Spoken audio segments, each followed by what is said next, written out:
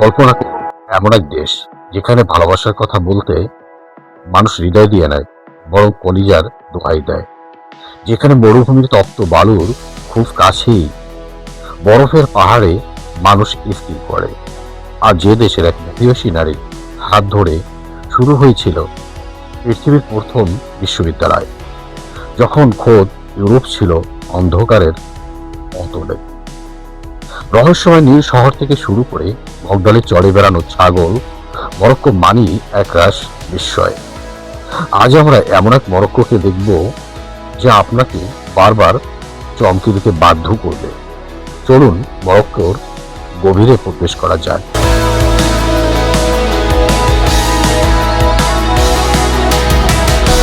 বর্তমানে মরক্কোর জনসংখ্যা প্রায় 3,80,00,000-এর উপরে। এর বেশিরভাগই আরব বারবার বংশোদ্ভূত। জনসংখ্যার প্রায় 99% মুসলিম। এখানে ইসলামী সংস্কৃতির সাথে আধুনিকতার এক চমৎকার মিশেল পাওয়া যায়।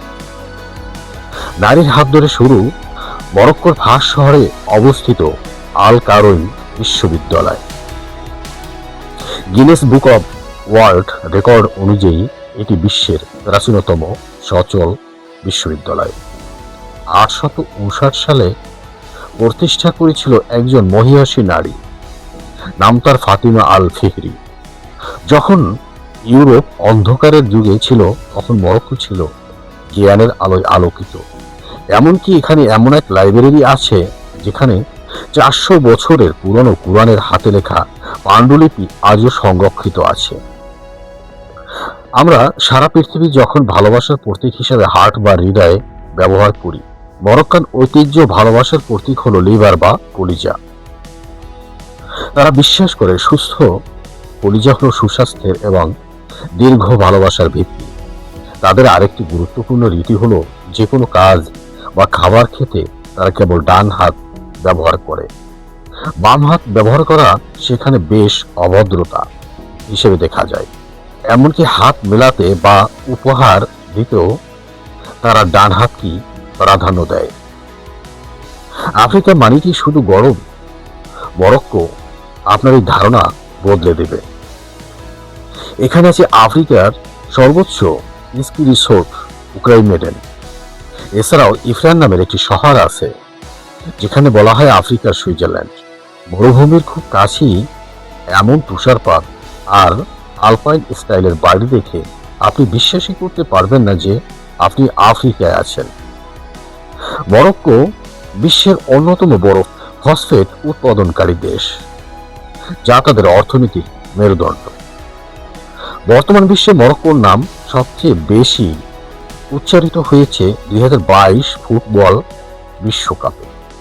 প্রথম আফ্রিকান এবং আরব দেশ হিসেবে তারা বিশ্বকাপের সেমিফাইনালে পৌঁছে বিশ্বকে তাক লাগিয়ে দিয়েছিল।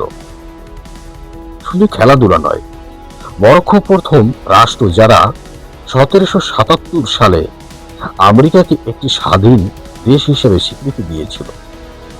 ইতিহাসের এই তথ্যটি অনেক মার্কিনীয় জানে না।